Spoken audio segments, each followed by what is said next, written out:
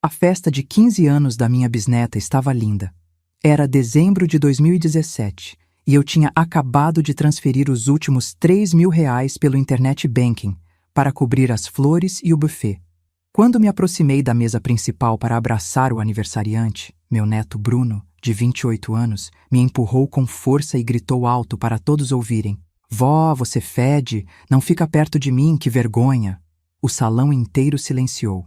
O cheiro que ele reclamava era do meu perfume barato, o mesmo que uso há 30 anos.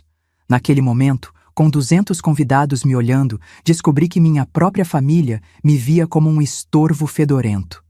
O que eles não sabiam é que eu tinha acabado de pagar R$ 22.000 daquela festa que eles estavam curtindo. E o que eu não sabia é que descobrir isso ia despertar algo muito perigoso dentro de mim. Você já foi humilhada na frente de uma multidão por quem você ama? Já sentiu o silêncio constrangedor de 200 pessoas te olhando com pena? Eu senti. E posso te garantir que existe algo que dói mais que a humilhação. É descobrir que você merecia. Meu nome é Benedita Cardoso. Tenho 68 anos hoje, mas em 2017 eu tinha 60 e ainda acreditava que ser boa mãe e avó significava dar tudo de mim sem esperar nada em troca. Que inocente eu era. Que idiota. Durante décadas, eu fui a típica avó brasileira. Aquela que guarda dinheiro embaixo do colchão, que empresta para os filhos sem cobrar juros, que banca as festas da família e depois lava a louça calada. Eu era a vó Benedita, a costureira aposentada que morava sozinha numa casa simples em Campinas, que usava o mesmo perfume vagabundo há 30 anos, porque perfume caro é bobagem de rico. Só que tinha uma coisa que ninguém sabia. Eu não era pobre. 50 anos costurando para a madame, guardando cada centavo, investindo na poupança quando ainda rendia, comprando alguns terrenos no interior quando eram baratos. Eu tinha dinheiro. Muito dinheiro. Mas vivia como pobre porque aprendi que ostentação traz inveja e família invejosa é família que te abandona. Bruno era meu neto predileto, filho da Sandra, minha única filha. Funcionário público concursado, casado, pai de uma menina linda. Na minha cabeça ingênua, ele era o exemplo de homem que eu tinha ajudado a criar. Afinal, quem pagou a faculdade dele? Quem deu entrada no apartamento quando ele casou? Quem sempre estava lá quando a conta não fechava no final do mês? Eu. Sempre eu. A avó fedorenta que ele desprezou na frente de todo mundo. Mas naquela noite de dezembro, quando voltei para casa depois da festa mais cara que já paguei na vida, algo mudou dentro de mim. Enquanto tirava o vestido que tinha comprado especialmente para a ocasião, um vestido de R$ 200 que achei caro, mas comprei mesmo assim porque queria estar bonita para minha família, eu me olhei no espelho e não reconheci a mulher que estava lá. Não era mais a vó Benedita boazinha. Era uma mulher de 60 anos que tinha acabado de descobrir que sua própria família a via como um estorvo mal cheiroso. E essa descoberta, meu bem, foi como acender um pavio que eu nem sabia que existia. Você sabe qual é a diferença entre uma mulher humilhada e uma mulher vingativa? Tempo. E eu tinha todo o tempo do mundo para planejar o que viria a seguir. Para entender o tamanho da minha transformação, você precisa conhecer quem eu era antes de dezembro de 2017. Benedita Cardoso, nascida em 1957, filha de lavradores do interior de São Paulo que vieram para Campinas tentar a vida na cidade grande. Meus pais morreram cedo, eu casei jovem, enviuvei aos 35 e criei minha filha Sandra sozinha. Durante 40 anos, trabalhei como costureira. Não aquelas costureiras famosas que fazem vestido de noiva para madame rica, não. Eu era costureira de verdade.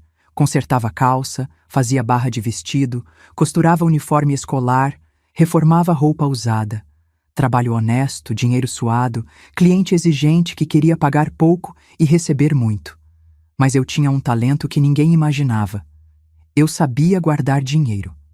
Enquanto outras mulheres da minha idade gastavam tudo em supérfluo, eu guardava. Não por avareza, mas por medo. Medo de passar necessidade. Medo de depender dos outros.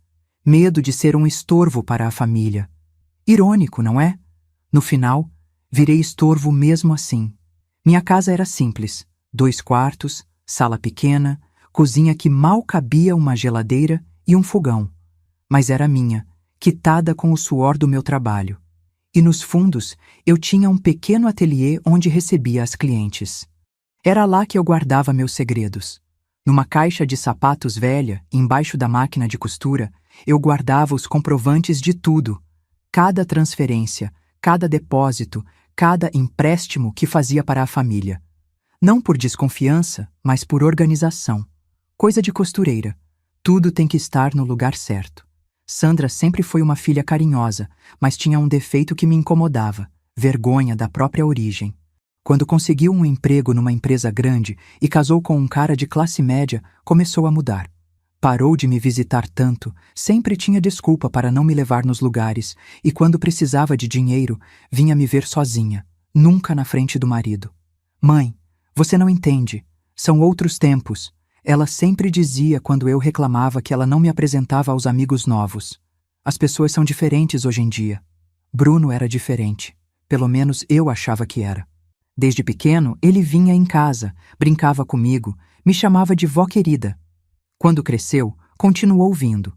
Claro que sempre precisando de alguma coisa: dinheiro para a faculdade, ajuda com o apartamento, uma graninha para cobrir o cartão. Mas eu não me importava. Era assim que demonstrava amor, dando. A família toda me via como a vó Benedita que sempre estava lá quando precisavam. Eu era a mulher que aparecia nas festas com presente caro, que nunca deixava ninguém passar aperto, que resolvia os problemas financeiros de todo mundo sem fazer perguntas. Era meu papel, minha identidade. Eu usava roupa simples, morava numa casa humilde, dirigia um Palio velho, usava o mesmo perfume vagabundo há décadas. Na cabeça deles, eu era a parente pobre que se esforçava para ajudar. Eles não tinham ideia de que eu tinha mais dinheiro na conta do que todos eles juntos. E eu gostava assim. Gostava de ser subestimada. Gostava de ver a surpresa nas caras quando eu sacava o dinheiro para resolver os problemas. Me sentia importante, necessária, amada. Que idiota eu era. A verdade é que durante todos esses anos eu estava comprando o amor da minha família, pagando para ser aceita, para ser incluída, para ser tolerada, e o pior, funcionava. Enquanto eu abria a carteira, eles abriam sorrisos. Quando eu dava dinheiro, eles davam carinho. Até que na festa de 15 anos da minha bisneta, eu descobri o preço real desse amor. Descobri que mesmo comprando, mesmo pagando, mesmo dando tudo de mim, eu ainda era vista como um estorvo fedorento que envergonhava a família. E foi nesse momento que a verdadeira Benedita acordou. Não a vó boazinha que dava tudo para ser amada, mas a mulher que tinha passado 60 anos observando, aprendendo, guardando, a mulher que sabia exatamente onde doía em cada um deles. A mulher que ia ensinar uma lição que eles nunca esqueceriam. O que mais me marcou naquele momento não foi nem a humilhação. Foi o silêncio que veio depois. 200 pessoas no salão e ninguém disse nada. Ninguém defendeu a velhinha que acabara de ser chamada de fedorenta pelo próprio neto. Todo mundo fingiu que não viu, que não ouviu, que não estava acontecendo. Sandra, minha filha, estava sentada na mesa principal. Vi quando ela abaixou a cabeça, mais de vergonha de mim do que de vergonha do filho. O marido dela nem olhou na minha direção. Os outros parentes se entreolharam com aquela cara de coitada da dona Benedita, mas ninguém falou nada. E Bruno? Bruno simplesmente se virou e continuou conversando com os amigos como se nada tivesse acontecido. Como se acabar com a dignidade da própria avó fosse algo natural, aceitável, normal. Fiquei parada ali por alguns segundos que pareceram horas. O perfume que ele reclamou estava no meu pulso direito. Brilhante da Eudora, o mesmo que uso desde 1987. Era o perfume que minha mãe usava, que comprei pela primeira vez quando consegui meu primeiro emprego fixo. 30 anos usando o mesmo perfume, e nunca ninguém reclamou. Mas naquele momento, eu entendi que não era sobre o perfume, era sobre mim. Sobre tudo que eu representava para eles. Pobreza, vergonha, passado que eles queriam esquecer. Eu era o lembrete constante de onde eles vieram, e isso os incomodava. Saí da festa sem me despedir. Peguei minha bolsa, Caminhei até o estacionamento e entrei no meu Palio velho. Só então comecei a chorar. Não de tristeza, não de mágoa, de raiva. Uma raiva que eu nunca tinha sentido na vida. Durante o caminho para casa, minha mente começou a trabalhar de um jeito diferente. Como se uma névoa tivesse se dissipado e eu estivesse vendo tudo com clareza pela primeira vez. Comecei a lembrar de situações que antes eu interpretava como carinho, mas que agora faziam sentido como vergonha disfarçada. Às vezes que Sandra dizia: "Mãe, você não precisa vir, é só uma festinha pequena", quando na verdade era porque ela não queria me apresentar aos amigos novos. Às vezes que Bruno me visitava sempre sozinho, nunca com a esposa. Os olhares de pena que eu recebia nas reuniões de família quando contava sobre minha vida simples.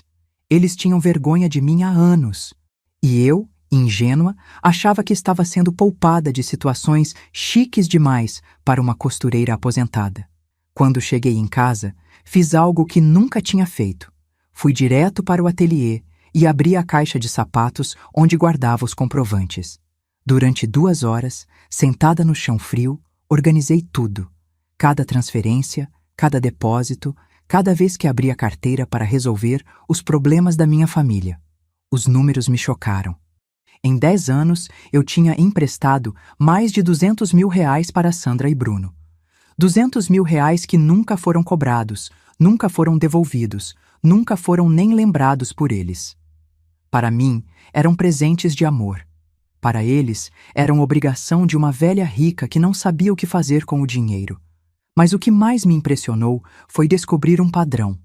Todo mês de dezembro, eles apareciam precisando de dinheiro. Todo início de ano tinha alguma emergência que só eu podia resolver. E toda vez que eu dava o dinheiro, eles sumiam por algumas semanas, só aparecendo de novo quando precisavam de mais alguma coisa. Eu era um caixa eletrônico.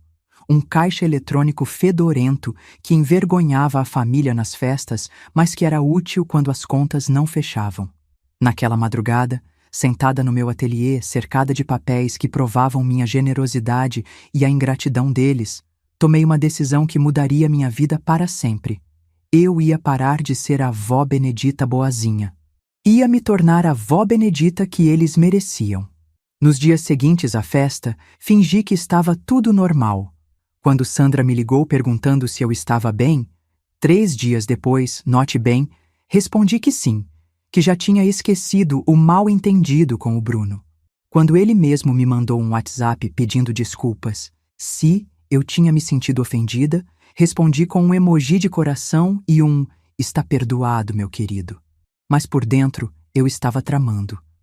A primeira coisa que fiz foi procurar minha vizinha Mercedes. Dona Mercedes tinha 65 anos, era viúva igual a mim, mas tinha uma diferença importante. Ela era ex-funcionária do Banco do Brasil e sabia de dinheiro mais que muito homem de terno. Durante 40 anos, ela cuidou das contas de meio Campinas e, mesmo aposentada, ainda entendia de leis, de juros, de direitos. Mercedes, falei para ela numa tarde de janeiro. Preciso de uma ajuda sua, profissional. Contei tudo para ela. A humilhação na festa, os empréstimos que nunca foram pagos, a descoberta de que minha família tinha vergonha de mim. Mercedes me ouviu em silêncio, tomando seu café com leite condensado, e quando terminei, ela suspirou fundo. Benedita, eu sempre soube que essa família sua era interesseira. Quantas vezes eu não vi você saindo de casa toda arrumada para encontrar com eles, sempre com alguma pasta ou envelope na mão. Você dava dinheiro para eles como quem dá ração para cachorro. A comparação doeu porque era verdade. Agora me conta uma coisa, ela continuou. Você quer justiça ou vingança? Pensei por alguns segundos. Qual a diferença? Justiça é você cobrar o que eles te devem e nunca mais emprestar nada. Vingança é você fazer eles sentirem a mesma humilhação que você sentiu. E se eu quiser os dois? Mercedes sorriu pela primeira vez na conversa. Aí vamos ter trabalho pela frente. Durante 3 semanas, Mercedes me ajudou a organizar tudo. Criamos uma planilha no computador dela com todos os valores emprestados, separados por pessoa e por data. Calculamos juros. Nada abusivo, só o que renderia na poupança. Reunimos todos os comprovantes de transferência. O resultado foi assustador. Sandra me devia 89 mil reais. Bruno me devia 47 mil reais. Valores que para eles eram ajudinha da avó, mas que na verdade representavam anos da minha vida trabalhando. Agora vamos para a parte mais importante, disse Mercedes. Você precisa entender a situação financeira real deles. E foi aí que descobri coisas que mudaram tudo. Bruno, meu netinho querido, funcionário público estável, na verdade estava endividado até o pescoço. Mercedes tinha uma amiga que trabalhava no banco onde ele tinha conta, e através dela descobrimos que ele estava com o nome sujo no SPC. Cartão de crédito estourado, empréstimo consignado comprometendo 30% do salário, financiamento de carro atrasado. A esposa dele não sabia de nada. Para ela, Bruno era o marido responsável que administrava bem as finanças da família. Na verdade, ele estava se afundando em dívidas para manter o padrão de vida que não podia pagar. Sandra não estava melhor. O marido dela tinha perdido o emprego 6 meses antes e estava trabalhando como vendedor autônomo, ganhando menos da metade do que ganhava antes. Mas eles continuavam vivendo como se nada tivesse mudado. Apartamento caro, carro do ano, viagens de férias. Entendeu agora? Perguntou Mercedes. Eles precisam de você muito mais do que você precisa deles. E você vem sustentando essa mentira há anos. Foi uma revelação amarga. Eu não era a parente pobre que se esforçava para ajudar. Eu era a parente rica que estava bancando o teatro de prosperidade deles. Sem o meu dinheiro, a vida social que eles tanto prezavam iria desmoronar. Durante fevereiro inteiro, comecei a observar minha família de forma diferente. Toda vez que me visitavam, eu prestava atenção no que falavam, no que não falavam, nas contradições. Bruno vinha toda sexta-feira tomar café comigo. Sempre contava sobre os investimentos que estava fazendo, os negócios que estavam dando certo. Falava sobre a festa de 15 anos da filha como se tivesse sido ele quem pagou tudo. Nunca mencionava o empréstimo que tinha pedido uma semana antes da festa. Sandra me ligava toda segunda-feira para saber como eu estava passando. Sempre perguntava se eu estava precisando de alguma coisa, se não estava faltando nada. Na verdade, estava sondando minha situação financeira, vendo se eu estava bem para o próximo pedido de ajuda. O mais cruel foi descobrir que eles conversavam sobre mim. Mercedes soube através de uma amiga em comum que Sandra tinha comentado no salão de beleza que a mãe estava meio esquisita depois da festa, que ela estava preocupada porque eu andava muito calada. Na verdade, eles estavam com medo de que eu descobrisse o jogo deles. Em março, resolvi testar até onde eles iriam. Sandra me ligou numa quinta-feira com a história de sempre. Mãe, surgiu uma oportunidade de investimento, mas preciso de 15 mil até segunda-feira. Você pode me ajudar? Pela primeira vez na vida, respondi. Filha, agora está difícil. Gastei muito na festa da sua neta e estou meio apertada. O silêncio do outro lado da linha durou uns 5 segundos. Depois, ela perguntou, tentando disfarçar o desespero. Mas mãe, você não tem nem 5 mil? É uma oportunidade que não vai aparecer de novo. Deixa eu ver, respondi. Talvez eu consiga, mas vai ter que ser empréstimo mesmo, com prazo para devolução. Não posso mais ficar dando dinheiro assim. Outro silêncio. Depois Claro, mãe, claro que é empréstimo, meio engasgado. Não emprestei. Pela primeira vez na vida, disse não para minha filha. E sabe o que aconteceu? Ela sumiu. Durante 2 semanas, não me ligou. Não apareceu. Não mandou nem um WhatsApp perguntando como eu estava. Com Bruno, o teste foi diferente. Numa das suas visitas de sexta-feira, comentei que estava pensando em vender a casa e me mudar para um apartamento menor. Esse lugar está grande demais para uma velha sozinha, disse. Ele quase engasgou com o café. Vó, não fala assim. Essa casa é sua, é patrimônio da família. Patrimônio da família, repeti. Engraçado, Bruno. Quando vocês precisam de dinheiro, eu sou uma pessoa. Quando falo em vender patrimônio, eu viro família. Vi o desconforto na cara dele. Vó, que isso? Você sempre foi família. Será? Perguntei, olhando direto nos olhos dele. Então por que você me chamou de fedorenta na frente de todo mundo? Ele ficou vermelho. Gaguejou alguma coisa sobre ter bebido, sobre ter sido sem querer, sobre estar passando por uma fase difícil. Desculpas vazias de quem foi pego no flagra. Bruno, falei com a voz mais calma que consegui. Você acha que eu fedo mesmo? Ele não soube o que responder. Ficou ali se mexendo na cadeira, suando frio, olhando para qualquer lugar menos para mim. Responde, Bruno. Você acha que sua avó fede? Não, vó. Você não fede. Eu estava nervoso naquele dia. Nervoso por quê? Silêncio. Nervoso porque seus amigos ricos estavam vendo você com a sua avó pobre? É isso? Mais silêncio. Bruno, você tem vergonha de mim? E aí ele fez a coisa mais cruel que poderia fazer. Mentiu na minha cara. Claro que não, vó. Eu te amo. Você é a melhor avó do mundo. Naquele momento, vendo meu neto de 28 anos mentindo descaradamente para me proteger dos próprios sentimentos verdadeiros, tomei uma decisão. Eles não mereciam nem mentiras bondosas. Mereciam a verdade crua. Através de Mercedes, descobri mais detalhes sobre a vida dupla da minha família. O marido de Sandra estava vendendo Tupperware de porta em porta para complementar a renda, mas ela continuava contando para as amigas que ele estava fazendo consultoria na área dele. Bruno tinha pedido empréstimo para 3 pessoas diferentes na mesma semana, sempre com histórias diferentes. Eles estavam desesperados, mas mantinham as aparências a qualquer custo. E eu era o que permitia essa mentira continuar existindo. A descoberta mais chocante veio numa tarde de abril. Mercedes me chamou em casa com uma cara que eu nunca tinha visto. Benedita, senta aí que preciso te contar uma coisa. O que foi agora? Você lembra da dona Rosa, que mora ali na esquina?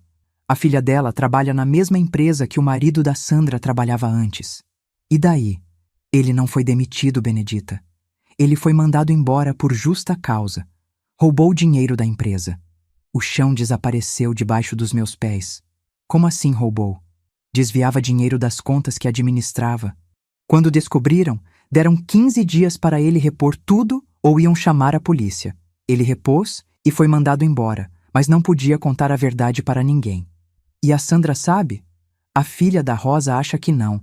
Ele deve ter inventado alguma história. E, de repente, tudo fez sentido. O desespero pelos empréstimos, a frequência dos pedidos, o valor cada vez maior. Sandra não estava sustentando o padrão de vida. Estava sustentando a mentira do marido. Naquela noite, sozinha na minha casa, eu finalmente entendi a dimensão do que estava acontecendo. Não era só ingratidão. Era uma rede de mentiras, onde eu era a única fonte de verdade. A verdade do dinheiro que resolvia todos os problemas sem fazer perguntas. Eles não tinham vergonha apenas de mim. Tinham vergonha da própria vida. E usar meu dinheiro era mais fácil do que enfrentar a realidade. Foi nesse momento que a velha Benedita morreu de vez. A mulher que passara 60 anos acreditando que bondade era sinônimo de burrice, que generosidade era sinal de fraqueza, que amar significava dar sem questionar. No lugar dela, nasceu alguém que eu não conhecia. Uma mulher fria, calculista, que entendia que o poder não estava no dinheiro que você dá, mas no dinheiro que você pode deixar de dar. Durante o mês de maio, desenvolvi meu plano. Não um plano de vingança qualquer, mas algo que fosse pedagogicamente perfeito. Eles precisavam aprender a lição do jeito mais didático possível. A primeira coisa que fiz foi parar completamente de oferecer ajuda.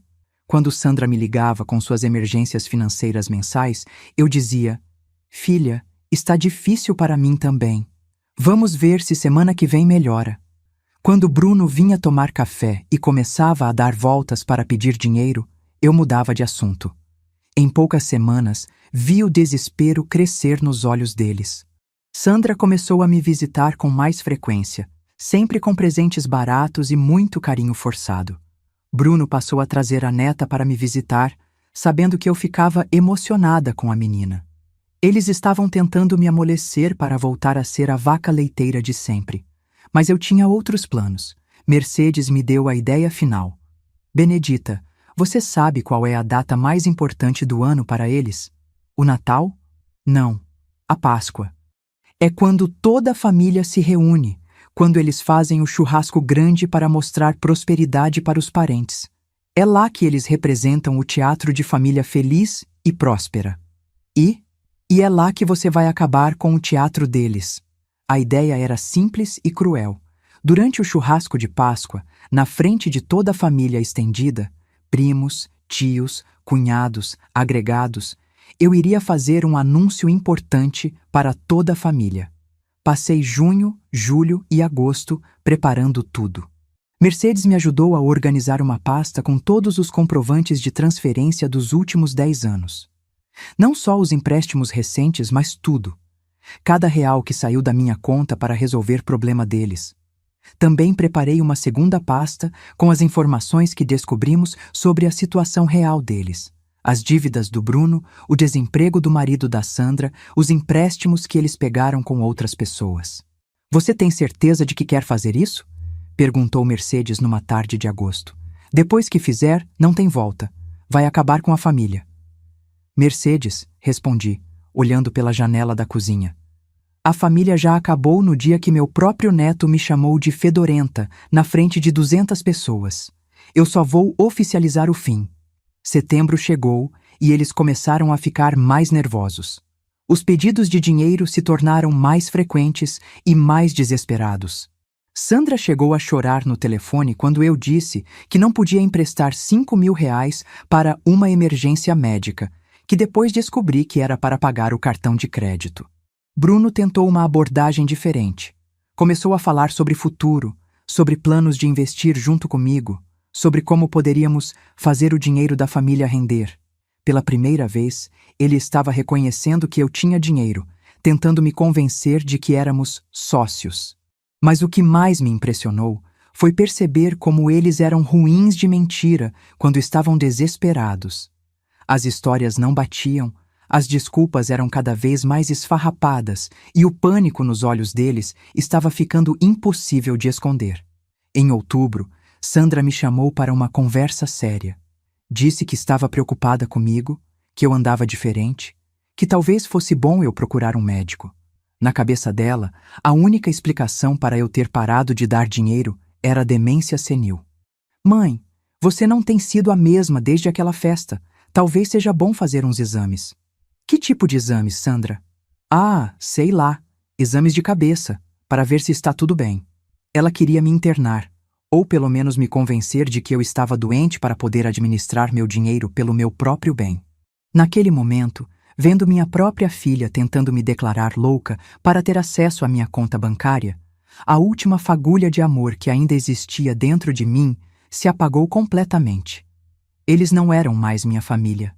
Eram abutres, esperando minha morte para dividir a carcaça. Em novembro, comecei a preparação final. Liguei para todos os parentes confirmando presença no churrasco de Páscoa que eu mesma ia organizar. Vou fazer uma festa especial, disse. Quero reunir toda a família para um anúncio importante. Sandra ficou eufórica. Na cabeça dela, eu ia anunciar que estava doente e precisava de cuidados. Bruno achou que eu ia falar sobre herança antecipada. Eles estavam certos sobre uma coisa. Eu ia falar sobre herança, mas não do jeito que eles esperavam. A Benedita Boazinha tinha morrido definitivamente.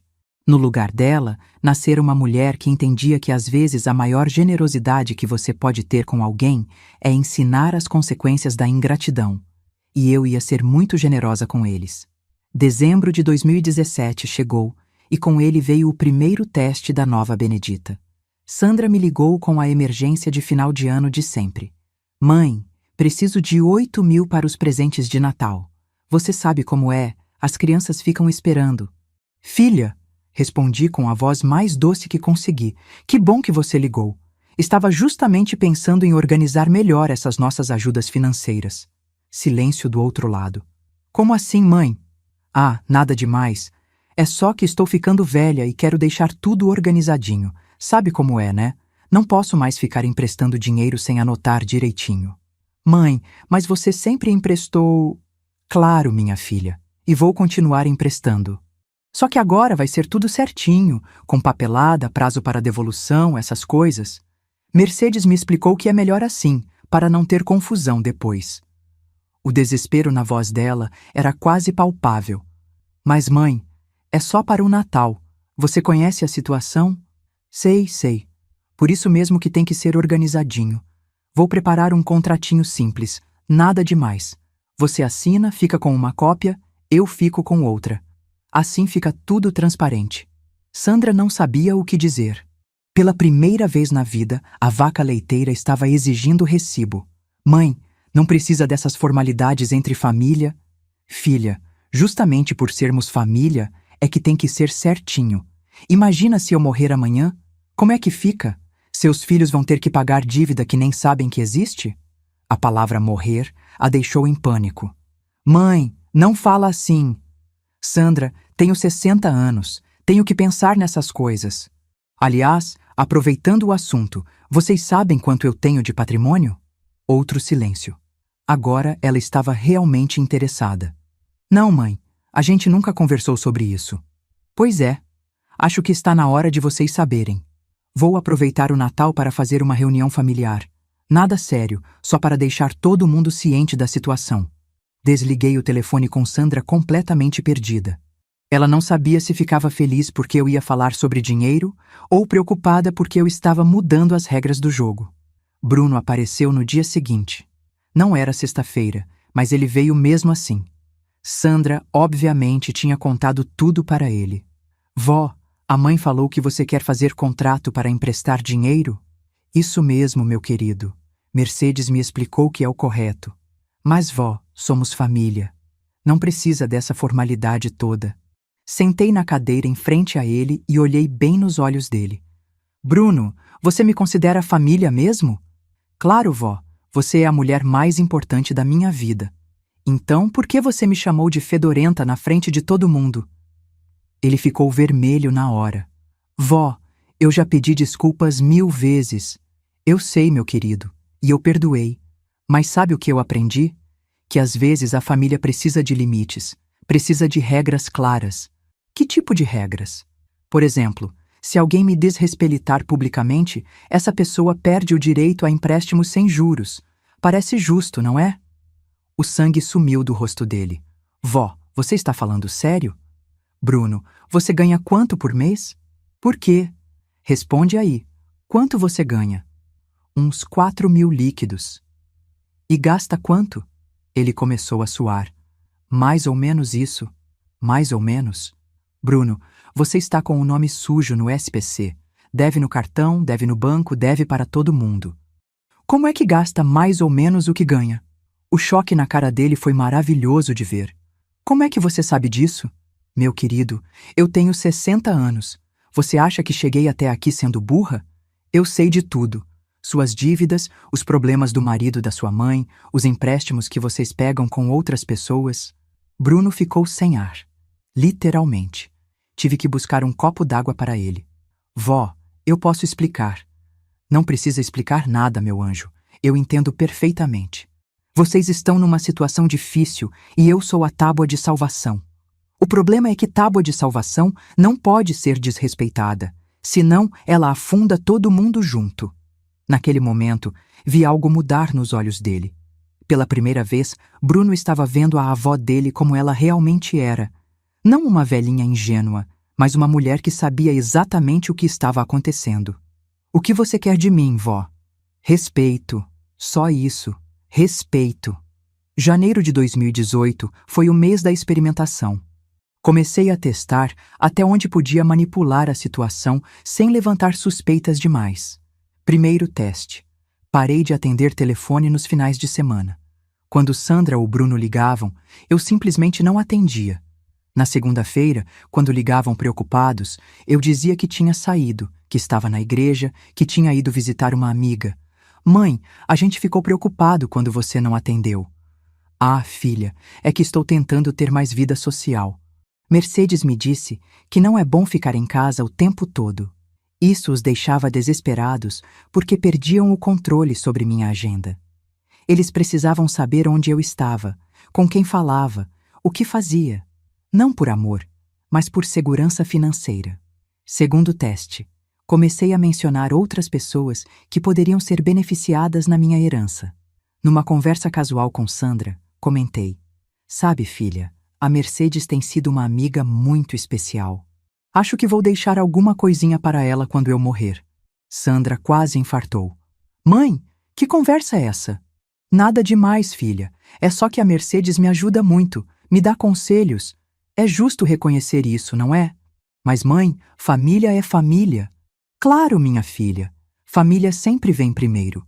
Mas às vezes os amigos são mais família que a própria família, você não acha? Via o pânico crescer nos olhos dela. A possibilidade de estranhos receberem parte da herança era o pesadelo número 1 de qualquer filho interesseiro. Terceiro teste. Comecei a fazer perguntas sobre o passado deles, sobre detalhes das histórias que me contavam. Bruno, semana passada você disse que ia investir em não sei o quê. Como é que está indo esse investimento? Ah, vó, está caminhando. Caminhando como? Rendeu alguma coisa já? Ainda não, vó. Esses investimentos demoram para dar retorno. Ah, que pena. E aquele outro investimento que você fez ano passado? Rendeu alguma coisa? Silêncio constrangedor. Qual investimento, vó? Aquele que você me falou quando pediu 15 mil emprestado. Lembra? Ele não lembrava porque era mentira. Todos os investimentos eram mentira para justificar os pedidos de dinheiro. Quarto teste, comecei a questionar os valores que eles pediam. Sandra, você falou que precisa de 5 mil para consertar o carro. Não é meio caro isso? Ah, mãe, você sabe como é mecânico hoje em dia. Sei sim, por isso mesmo que achei estranho. Semana passada, a Mercedes consertou o carro dela e gastou 1.500. Será que não vale a pena você pedir uma segunda opinião? Ela ficava nervosa porque tinha que inventar mais mentiras para sustentar a mentira original. O que mais me impressionava era ver como eles eram ruins de mentira quando estavam sob pressão. Antes, quando eu acreditava cegamente em tudo que falavam, as histórias fluíam naturalmente. Agora, com um pouquinho de questionamento, tudo desmoronava. Em fevereiro, fiz o teste definitivo. Fingi estar considerando me mudar para um lar de idosos. Gente, estive pensando numa coisa. Será que não está na hora de eu procurar um lugar com mais gente da minha idade? O desespero foi geral. Sandra, Bruno, até o marido da Sandra, que raramente aparecia, vieram me visitar no mesmo dia. Mãe, que ideia é essa? Ah, filha, às vezes penso que estou virando um peso para vocês. Vocês têm a vida de vocês, eu tenho a minha. Você nunca foi peso para ninguém. Será? Porque às vezes tenho a impressão de que vocês só aparecem aqui quando precisam de alguma coisa. Silêncio mortal. Mãe, isso não é verdade. Então me prova, Sandra. Faz uma coisa. Passa um mês inteiro sem pedir dinheiro emprestado. Um mês só. Aí eu esqueço essa história de lar de idosos. Ela aceitou na hora. Tinha que aceitar. Mas eu sabia que não ia conseguir cumprir. Em 3 semanas, ela estaria desesperada atrás de dinheiro de novo. E eu estava certa. 3 semanas depois, Sandra apareceu em casa chorando. Mãe, surgiu uma emergência. Que tipo de emergência, filha? O carro quebrou. E se eu não consertar, não consigo trabalhar. E o que isso tem a ver comigo? Ela me olhou como se eu tivesse falado uma blasfêmia. Como assim o que tem a ver com você? Sandra, nós fizemos um acordo. Você ia passar um mês sem pedir dinheiro. Mas, mãe, é uma emergência. Filha, sua vida inteira é uma emergência. Todo mês tem alguma coisa que só eu posso resolver. Foi a primeira vez que vi Sandra realmente desesperada. Até então, ela sempre teve certeza de que eu cederia. Agora estava vendo que as regras tinham mudado. Mãe, eu preciso desse dinheiro. E eu preciso de respeito. Parece que nenhuma de nós duas vai ter o que quer hoje. Ela saiu de casa chorando. Mas voltou no dia seguinte com uma proposta. Mãe, e se eu devolver todo o dinheiro que peguei emprestado? Aí que estava a armadilha perfeita. Quanto você me deve, Sandra? Sei lá, mãe. Umas 2, 3 vezes que peguei emprestado. Sandra, você me deve 89 mil reais. Ela desmaiou. Literalmente desmaiou na minha sala. Março chegou, e com ele veio a fase mais delicada do meu plano. Aumentar a pressão sem parecer que estava fazendo isso de propósito. Depois que Sandra soube quanto me devia, a dinâmica da família mudou completamente. Ela passou a me tratar com uma mistura de medo e desespero. Bruno, que ficou sabendo através dela, começou a vir me visitar com mais frequência, sempre tentando se mostrar útil e carinhoso. Eles estavam tentando me reconquistar. Vó, trouxe suas balas favoritas, disse Bruno numa tarde, chegando com um saco de bala de coco. Que gentileza, meu querido. Quanto custou? Ah, vó, que isso. Foi só um presente. Bruno, quanto custou as balas? Uns R$ 5. R$ 5? Você que deve 47 mil reais para mim está gastando R$ 5 com presente? Não acha um pouco contraditório? Ele não sabia onde enfiar a cara. Vó, eu não sabia que você estava contando. Meu anjo, eu sempre contei. Vocês é que nunca perguntaram.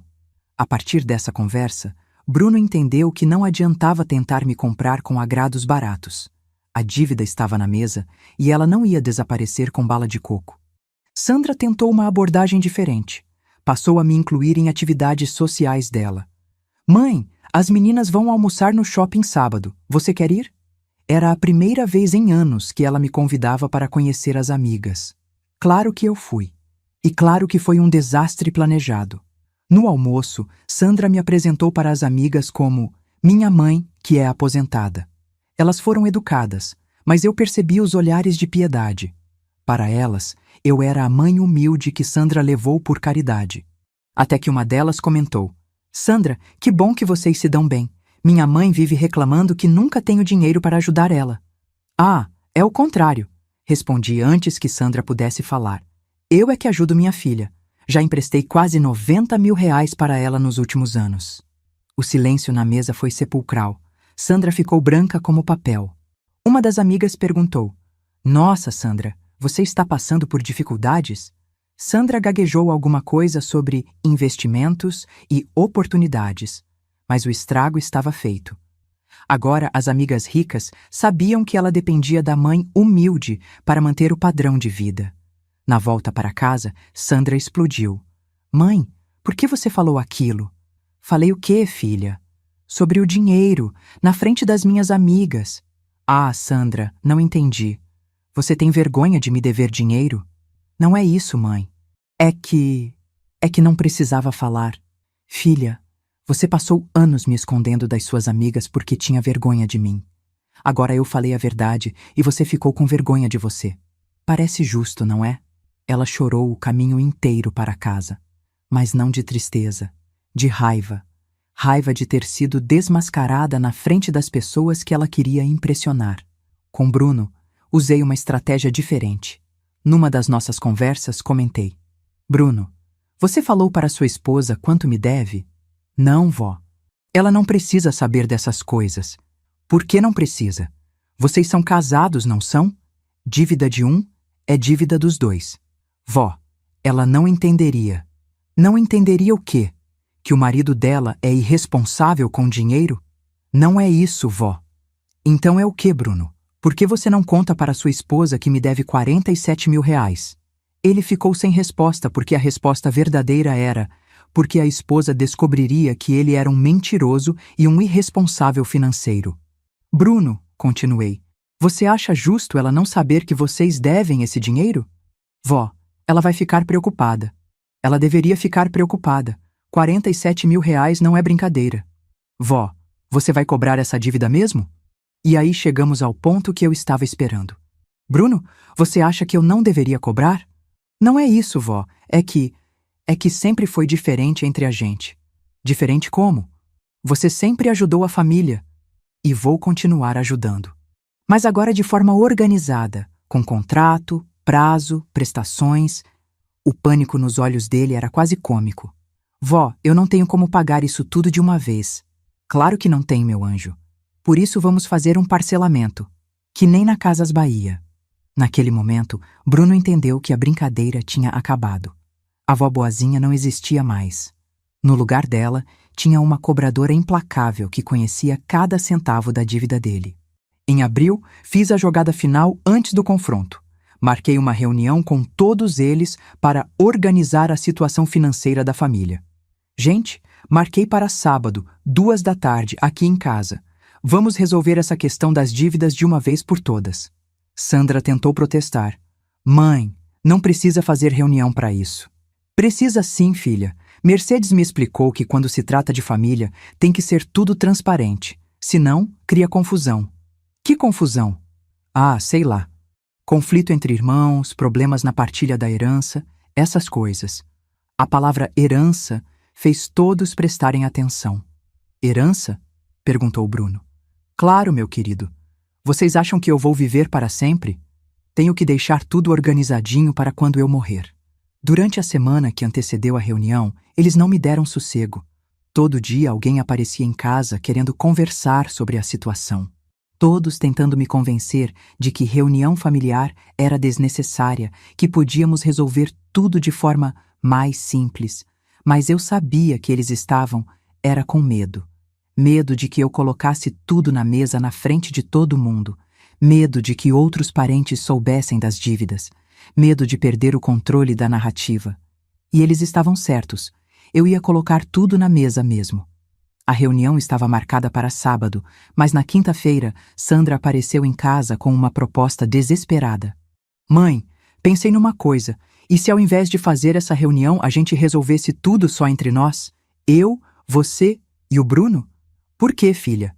Qual o problema da reunião? Não tem problema nenhum. É só que... É que assunto de dinheiro é meio delicado, né? Os outros parentes não precisam saber dos nossos problemas. Problemas? Que problemas, Sandra? Vocês me devem dinheiro. Vão pagar de volta. Qual o problema nisso? Ela não conseguia verbalizar a verdade, que tinha vergonha de admitir publicamente que dependia da mãe aposentada para manter o padrão de vida. Mãe, é que os outros vão ficar comentando. Comentando o quê? Que vocês são bons filhos que pagam as dívidas com a própria mãe? Eu ficaria orgulhosa se fosse vocês. Na sexta-feira, foi a vez do Bruno tentar me dissuadir. Ele chegou em casa com a esposa e a filha, numa tentativa clara de usar chantagem emocional. Vó, a Camila queria te dar um desenho que fez na escola.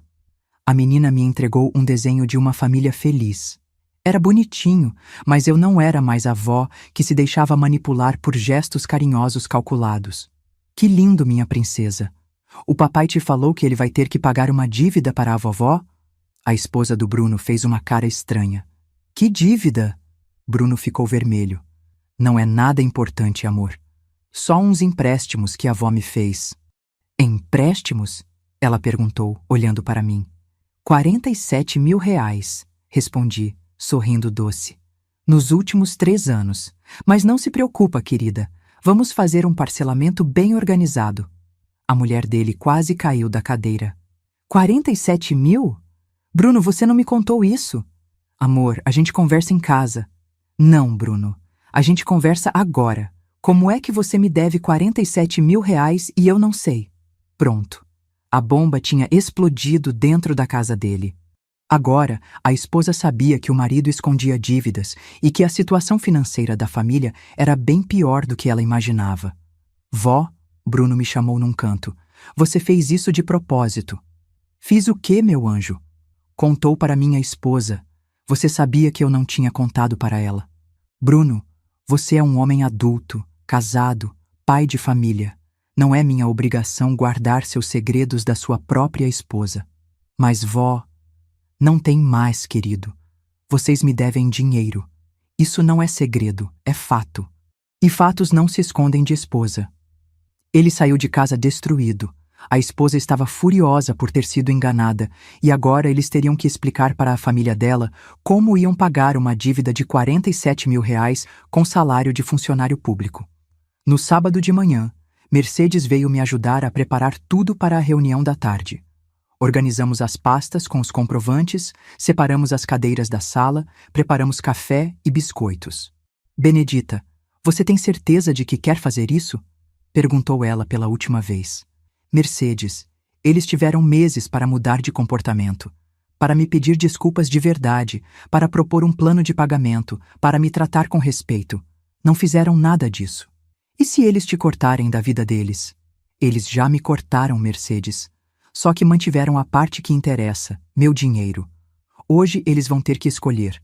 Ou me respeitam de verdade, ou perdem acesso ao que eu posso oferecer. E se escolherem te respeitar só por interesse, pelo menos será um respeito verdadeiro, não fingido. E honestamente, Mercedes, depois de tudo que descobri sobre eles, não sei se ainda existe amor sincero nessa família. Às 2 da tarde, em ponto, eles começaram a chegar. Sandra veio com o marido. Bruno veio sozinho. A esposa ainda estava processando a informação das dívidas. Vieram também 2 primos, uma tia e mais alguns parentes que eu tinha convidado para testemunhar a reunião. Servi café para todo mundo, conversei amenidades por alguns minutos e então anunciei: Bom, gente, vocês devem estar curiosos sobre o motivo dessa reunião. Murmúrios de concordância. É que eu estou ficando velha e quero organizar a situação financeira da família, principalmente resolver as pendências que existem. Que pendências, tia? Perguntou um dos primos. Sandra e Bruno ficaram tensos. Alguns empréstimos que fiz para meus filhos e netos ao longo dos anos. Nunca cobrei direito, mas Mercedes me explicou que é importante ter tudo documentado. Peguei a primeira pasta e coloquei em cima da mesa. Sandra, querida, vem cá que vou te mostrar uma coisa. O sangue sumiu do rosto dela, mas ela não tinha escolha. Veio até a mesa onde eu estava. Olha só, disse, abrindo a pasta. Aqui está tudo organizadinho. Cada transferência que fiz para você nos últimos 10 anos. Os outros parentes se aproximaram, curiosos. Nossa, tia Benedita, disse a prima. Você anota tudo? Claro, minha filha. Coisa de costureira, tudo tem que estar no lugar certo. Comecei a ler alguns valores em voz alta. Março de 2015, 5.000 para a emergência médica. Julho de 2016, 8.000 para a reforma da casa. Dezembro de 2017, 15.000 para investimento. Sandra estava suando frio. Os outros parentes faziam caras de surpresa com os valores. Nossa, Sandra, disse uma prima, você não me contou que estava fazendo tantos investimentos. Sandra não conseguia falar. E o Bruno? Perguntou alguém. O Bruno também, respondi, pegando a segunda pasta. 47.000 reais em 3 anos. Também está tudo documentadinho aqui. Bruno parecia que ia desmaiar. Mas tia, perguntou o primo, eles vão pagar de volta? E aí chegou o momento que eu estava esperando há meses. Essa é exatamente a questão que quero resolver hoje, respondi ao primo, olhando diretamente para Sandra e Bruno.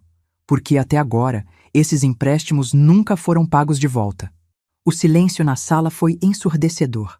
Todos os parentes olharam para Sandra e Bruno com uma mistura de curiosidade e constrangimento. Como assim nunca foram pagos? Perguntou a tia. Exatamente o que vocês estão ouvindo, respondi com calma. Em 10 anos, Sandra nunca devolveu 1 centavo do que pegou emprestado. Bruno também não. Sandra tentou se defender. Mãe, mas você sempre disse que eram presentes. Presentes? Perguntei, fingindo surpresa. Sandra, querida, relembra aí para todo mundo. Alguma vez eu falei que era presente quando você disse que estava pegando emprestado? Ela ficou sem resposta.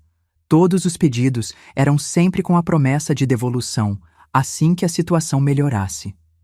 Tia Benedita, interveio o marido da prima, quanto eles te devem no total? 136.000 reais, respondi, consultando minha planilha. Sandra deve 89.000, Bruno 47.000. Murmurinhos de choque ecoaram pela sala. Para uma família de classe média baixa, eram valores astronômicos. Caramba, Benedita, disse o primo. Você tem tudo isso de dinheiro guardado? Tenho muito mais que isso, meu querido. 50 anos trabalhando e guardando cada centavo. Nunca gastei com besteira, nunca comprei nada supérfluo. Todo o meu dinheiro sempre foi para ajudar a família. Olhei diretamente para Bruno. E vocês sabem como fui recompensada por essa generosidade? Bruno baixou a cabeça. Ele sabia o que vinha a seguir. Meu próprio neto me chamou de fedorenta na frente de 200 pessoas, na festa que eu mesma paguei. O constrangimento na sala foi geral. Os parentes olharam para Bruno com cara de reprovação. Bruno! Exclamou a tia. Você falou isso para sua avó? Bruno tentou se explicar. Tia, eu estava nervoso naquele dia. Nervoso por quê? Insisti. Por ter vergonha da avó pobre na frente dos seus amigos ricos? Não era isso, vó. Era sim, Bruno. Vocês têm vergonha de mim. Vergonha da minha origem humilde, do meu perfume barato, das minhas roupas simples. Mas não tem vergonha de usar meu dinheiro para bancar a vida de vocês. Sandra tentou minimizar. Mãe, não é bem assim. Não é, Sandra? Então me explica. Por que você nunca me leva nos lugares? Por que sempre que precisa de dinheiro vem me procurar sozinha? Por que tem vergonha de me apresentar para as suas amigas ricas? Ela não tinha resposta. E você, Bruno? Continuei. Por que não contou para sua esposa que me devia 47 mil reais? Por que escondia as dívidas dela? Vó, ela não entenderia. Claro que entenderia. Ela entenderia que o marido dela é irresponsável e mentiroso. Os outros parentes acompanhavam o confronto em silêncio, percebendo que havia muito mais por trás daquela reunião familiar. Gente, anunciei para toda a sala, vocês querem saber a verdade sobre meus filhos e netos queridos? Peguei a terceira pasta, aquela que Mercedes me ajudou a organizar com todas as informações que descobrimos sobre a real situação deles. Sandra, comecei. Conta aí para todo mundo. Seu marido está trabalhando no que hoje em dia? Ela gaguejou. Ele está fazendo consultoria. Consultoria? Repeti. É assim que vocês chamam vender Tupperware de porta em porta? O marido dela ficou vermelho. Os outros parentes se entreolharam. Mãe, não, Sandra, já chega de mentira. Seu marido foi demitido por justa causa por roubar dinheiro da empresa. Vocês estão vivendo uma vida que não podem pagar há mais de um ano. O constrangimento foi geral. Ninguém sabia onde enfiar a cara.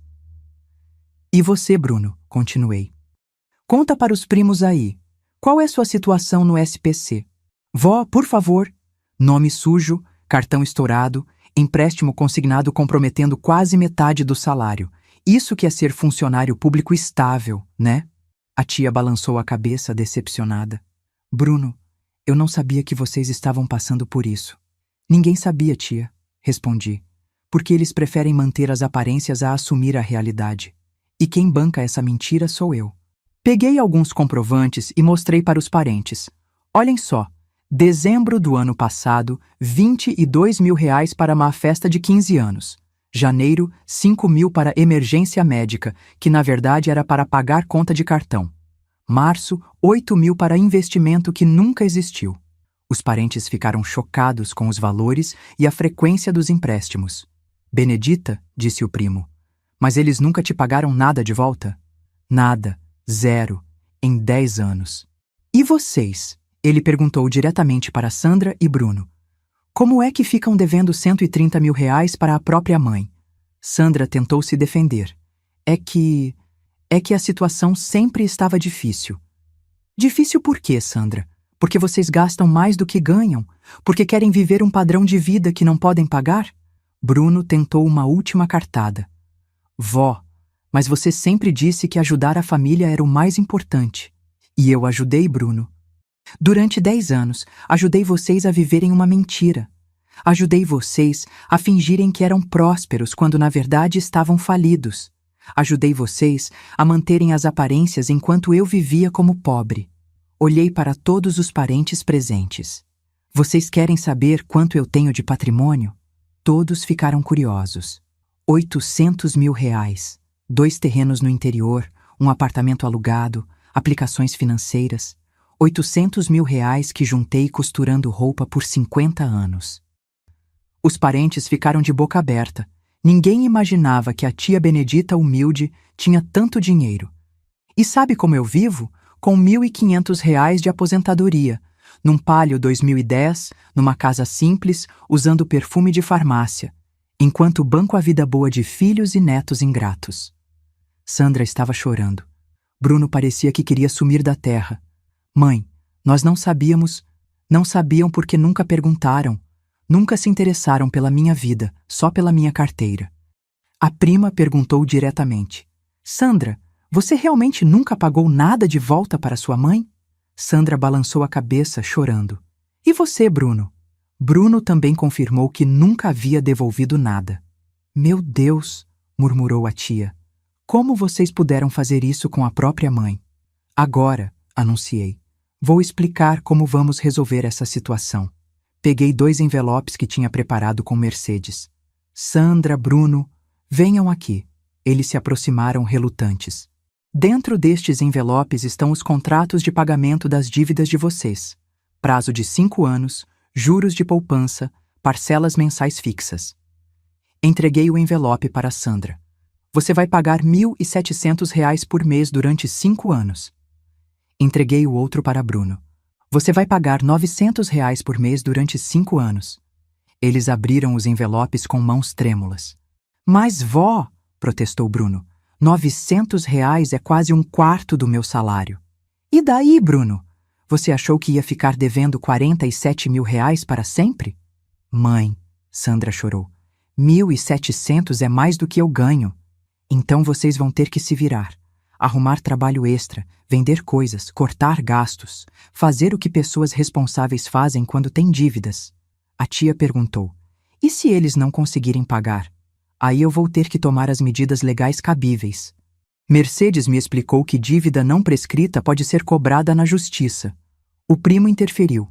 Benedita, mas eles são sua família. São mesmo?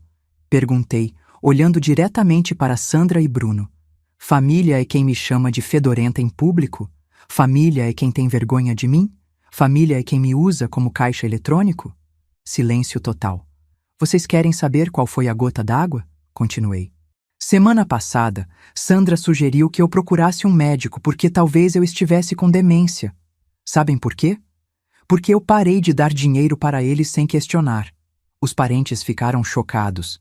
Ela queria me internar para poder administrar meu dinheiro pelo meu próprio bem. A prima olhou para Sandra com nojo. Sandra, isso é verdade? Sandra não conseguia nem olhar para cima. Então agora vou deixar bem claro como as coisas vão funcionar daqui para frente, anunciei. Primeiro, todas as dívidas serão pagas conforme os contratos. Segundo, não haverá mais empréstimos sem garantia real. Terceiro, quem me desrespeitar publicamente perde qualquer direito à minha herança. Herança? Perguntou Bruno. Isso mesmo. R$ 800 mil que eu estava planejando deixar dividido entre vocês. Mas agora vou repensar isso. O desespero nos olhos deles foi instantâneo. Vó, você não pode fazer isso. Posso sim, Bruno. É meu dinheiro. Eu faço o que quiser com ele. Posso deixar tudo para a Mercedes, para instituições de caridade, para quem eu quiser. A tia tentou mediar. Benedita, acho que todo mundo aqui entendeu a lição. Entendeu mesmo? Perguntei. Então me digam, vocês acham que Sandra e Bruno merecem herdar meu dinheiro depois de tudo que fizeram? Ninguém respondeu. Sandra, chamei. Você me pede desculpas por ter sugerido que eu estava com demência?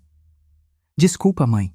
Bruno, você me pede desculpas por ter me chamado de fedorenta na frente de todo mundo? Desculpa, vó. Desculpas eu já ouvi várias vezes. Agora quero ver mudança de comportamento. Peguei uma caneta e coloquei em cima da mesa junto com os contratos. Vocês assinam os contratos agora, na frente de todo mundo, ou eu registro tudo isso como calote e nunca mais falo com vocês. Sandra e Bruno se entreolharam. Não tinham escolha. Um por um, assinaram os contratos na frente de toda a família. Pronto, disse, guardando os papéis. Agora somos credora e devedores. Relacionamento comercial. Primeira parcela vence no dia 15 do mês que vem. O silêncio na sala era ensurdecedor.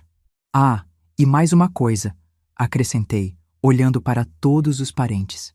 Quem achar que estou sendo injusta com meus filhos queridos pode emprestar dinheiro para eles pagarem a dívida comigo.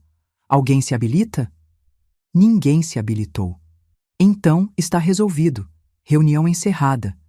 Quando todos foram embora, fiquei sozinha na minha sala, olhando para os contratos assinados. Tinha conseguido. A avó fedorenta tinha se tornado a credora respeitada. Sandra e Bruno nunca mais me desrespeitaram, mas também nunca mais me olharam com amor. E sabe de uma coisa? Eu preferia assim. Hoje, 7 anos depois daquela reunião, estou aqui contando essa história para você. Tenho 68 anos, cabelos completamente brancos e uma conta bancária que cresceu consideravelmente, não só pelas parcelas que Sandra e Bruno pagaram religiosamente, mas também porque parei de bancar a vida de família ingrata. Sabe o que mais me impressiona quando olho para trás? A facilidade com que me transformei. Durante 60 anos fui a Benedita boazinha, generosa, que se sacrificava pelos outros. Bastaram alguns meses para eu me tornar uma pessoa completamente diferente. Calculista, implacável, capaz de humilhar a própria família em público sem sentir remorso. Isso me faz pensar: quem eu realmente era? A santa que dava tudo pelos filhos ou a cobradora fria que emerge depois da humilhação? Talvez as duas. Talvez a bondade excessiva e a crueldade sejam apenas faces da mesma moeda. Pessoas que dão demais são capazes de cobrar demais quando acordam para a realidade. As parcelas começaram a chegar no dia 15 de abril de 2018, conforme combinado. Sandra depositou os R$ 1.700 certinhos. Bruno transferiu os 900 dele. Nos meses seguintes, foi a mesma coisa. Pagamento em dia, sem atraso, sem contestação. Mas algo tinha mudado para sempre entre nós. Antes, quando eles me visitavam, havia alegria fingida, mas ainda havia algum tipo de afeto. Agora, as visitas são protocolares. Sandra vem todo domingo, traz flores baratas, pergunta se estou precisando de alguma coisa, fica 1 hora e vai embora. Bruno aparece toda sexta-feira, toma café comigo, fala sobre generalidades, evita qualquer assunto relacionado a dinheiro. É como se eu tivesse me tornado a patroa deles. Eles me respeitam, mas é um respeito baseado no medo e na obrigação, não no amor. Sinto falta do carinho verdadeiro? Às vezes. Principalmente quando vejo outras famílias se abraçando de verdade, rindo juntas, compartilhando momentos genuínos. Mas então, me lembro da humilhação que senti naquela festa de dezembro de 2017 e a saudade passa rapidinho. A verdade é que eu prefiro ser respeitada com medo do que amada com falsidade. O que mais me surpreende é como os outros parentes mudaram comigo também. Depois da reunião, a notícia de que a tia Benedita humilde tinha R$ 800 mil se espalhou pela família inteira. De repente, virei pessoa importante. Agora me convidam para almoços, me ligam só para saber como estou, aparecem em casa com presentes e sorrisos interesseiros. É engraçado como o dinheiro muda a percepção das pessoas sobre você. Durante décadas, eu era a parente coitada que se esforçava para ajudar os outros.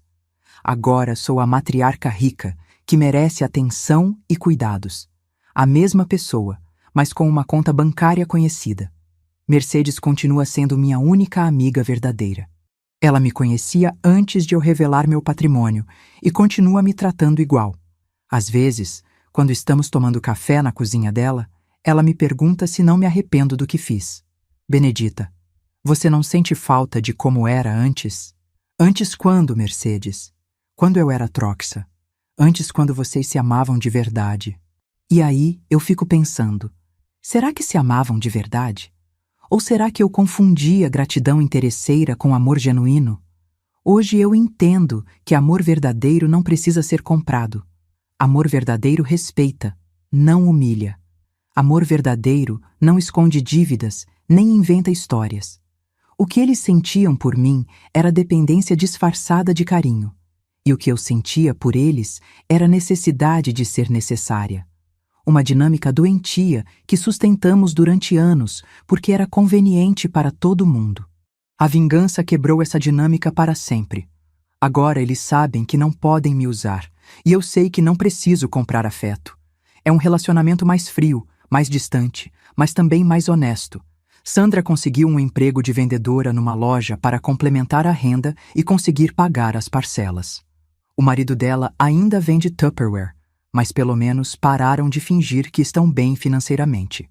Bruno teve que cortar vários gastos supérfluos e aprendeu a viver dentro do orçamento que tem. A esposa dele voltou a trabalhar meio período para ajudar com as contas. Ironicamente, a cobrança da dívida forçou eles a serem mais responsáveis financeiramente. Sandra parou de gastar em bobagens para impressionar as amigas. Bruno parou de pegar empréstimos em banco para manter aparências. Ambos aprenderam que dinheiro emprestado precisa ser devolvido. Em maio de 2023, exatamente 5 anos depois, eles fizeram o último depósito. R$ 136 mil pagos integralmente, com juros. No final das contas, recebi quase R$ 200 mil de volta. Quando Sandra fez a última transferência, me ligou. Mãe, quero que saiba que terminei de pagar tudo. Eu sei, filha. Vi aqui no extrato. E agora? Como fica a nossa relação? Boa pergunta. Como fica a relação entre uma mãe que humilhou publicamente a filha e uma filha que usou a mãe como banco por 10 anos? Agora vocês são livres, respondi. Não me devem mais nada. E eu não devo nada para vocês também. Foi uma frase cruel, mas honesta. Durante décadas, nosso relacionamento foi baseado em dívidas. Eu me sentia obrigada a dar. Eles se sentiam no direito de receber. Agora, pela primeira vez na vida, estávamos quites. Mas quites financeiramente não significa quites emocionalmente. O ressentimento continua dos dois lados. Eles sentem raiva por terem sido expostos publicamente. Eu sinto raiva por ter sido enganada durante tanto tempo. A diferença é que agora eu tenho o poder.